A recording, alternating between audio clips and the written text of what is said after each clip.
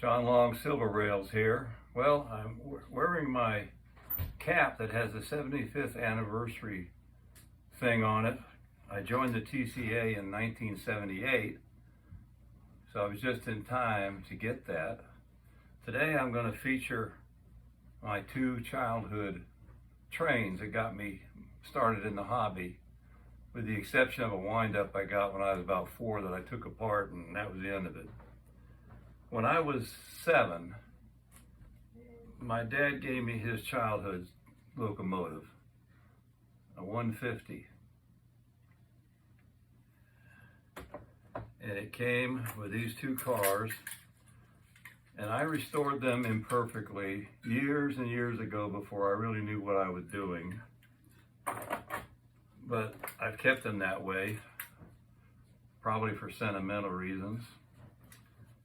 Not so long ago, I was able to buy this for $2, and I had to restore it, you know, the usual stuff, replace missing stuff, and couplers and wheels and all that. I can't remember anymore. But the reason I have this is after I received this, apparently it had a defective armature, and a repair shop in the San Diego, California area repaired it. And it runs, but it often needs a nudge to get it started. So I run them like that, and this one gets it going. Now this one I restored, but I couldn't get any of the correct colors, so I just used Hunter Green. And I haven't put any trim or stickers or anything on it. It's what it is, just a little work engine.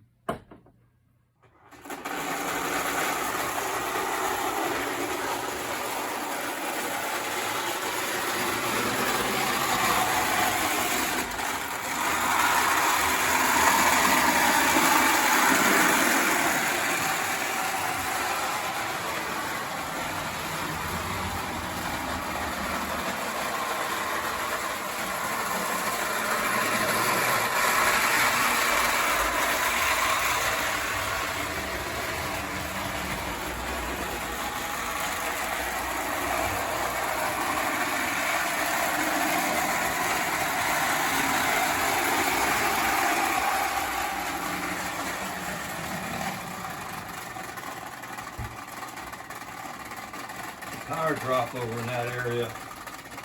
I tried to fix this power drop without success.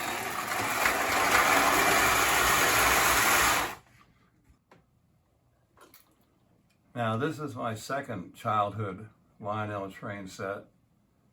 I got this one when I was 8, and that dates it to 1950. It came with a locomotive.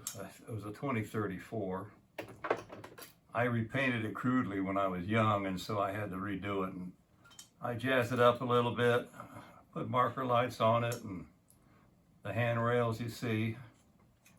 I like the American Flyer looks. I painted those wheels white years ago, and believe it or not, that white paint has held up. And I wanted a more, well, my tender got beat up. So this one's more prototypical for the engine. This is a Marx 333 locomotive tender. It's all die cast. I had to paint it and all that, but I haven't put decals on. I should, but I haven't. But it's an excellent tender to go with the smaller Lionel steam engines. You'll see that, how nice it looks in a minute. Assuming I've got it on the track, it should run, and we'll find out.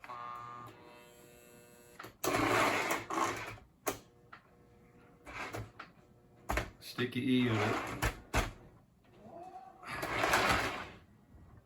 Well, we'll try again. I have rebuilt the E unit. There's no reason for it to stick, but they do.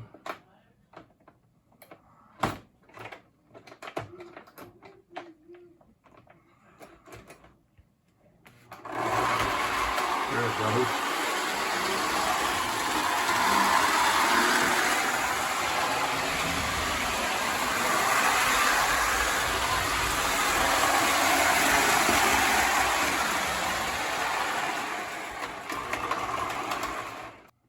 couple of loose ends, and then we'll go downstairs and I'll show you what my childhood train set looked like. I recently got one just like mine was. But in the meanwhile, I'm looking towards future projects involving standard gauge, and I have to have this 5-rail track. So what we have here, this rail, and this rail is your regular standard gauge curve. As I understand it, a friend of mine who's an official with the TCA out in the Northwest made this for me.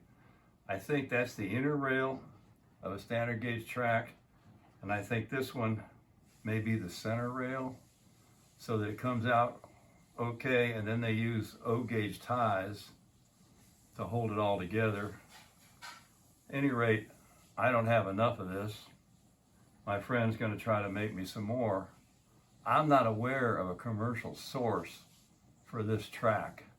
I don't know why Menards or one of these other companies aren't making it, because it's very nice to be able to run standard gauge or O-gauge on your layout, since most of us are limited as to the space we have. So I just wanted to show you this, and if anybody that's watching this knows where to buy it commercially, let me know. I recently was given a bunch of 2026 junkers. I must have got 5 or 6 of them. I repaired 2, and well, one I repaired for a guy out of town, but I gave him a second one, and then I kept 4 or 5 for myself. They were all junk when I started. This is labeled in here because I put a liquid smoke unit in it, and I decided to go crazy with the paint scheme. I'll tell you something, so far I'm very pleased with the liquid smoke conversion, and it's not a hard thing to do. Anyone that knows how to solder should be able to do it. The hardest part is putting this 2026 back together. These things are a pain to put back together. You have to drive out this cross pin, but when you put it all back together, this screw has to line up perfectly when you put the cross pin in, and that's the hard part. And then it's very tight up in here to get the headlight in, and the wires all out of the way and all that stuff. I don't care to take any more of these 2026s apart in the near future, I'll tell you that. Now, this one is a 264, which makes it an Adriatic. However, the real Adriatics, as I understand it, were in Europe, and they were like tank engines. Nothing like this. The other thing is, recently I seem to have acquired a whole bunch of these old, not this one, that's a 2046, but a whole bunch of Berkshires. I guess I put them all away. Sometimes if it rains a locomotive, it might pour a locomotive, so you just never know. So let's see what this does. But first, we'll put some liquid smoke in it. This one's called Big Boy Premium.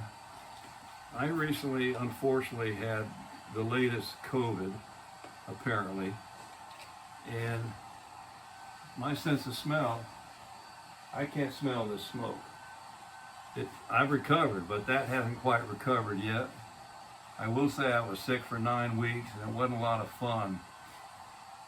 The doctors were worried about pneumonia, but it didn't do that, thank God.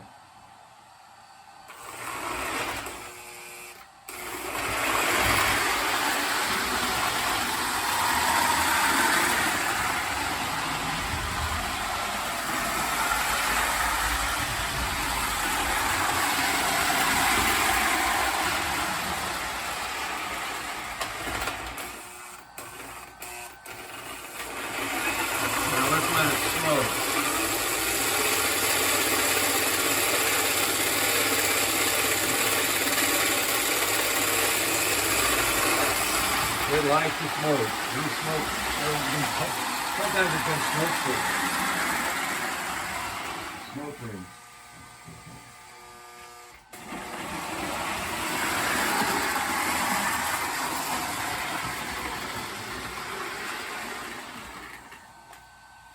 All right, we're going to go downstairs now and look at the other set I told you about. Well, we're downstairs now. This is my test layout, and I've arranged mostly K-line buildings, the winter buildings and all that. This is their winter church. That's the Plasticville Cathedral. This is a Marks train station. Plasticville farm set over there. But these buildings through there, including the Campbell's Diner, are K-line.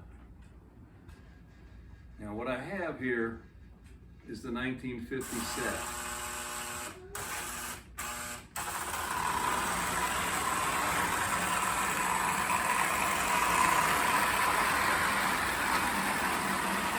It's a 2034. Bought it off eBay, and when I got it, I had to go through it, of course. And while at it, I put red marker lights on it just for the fun of it. But that's the set that the type of set I got when I was 8. It's not the Scout set, but it's one step above. It has a much better motor and roller pickups, and it's die cast. That's the one I would recommend as a starter set for a child, not the Scout set.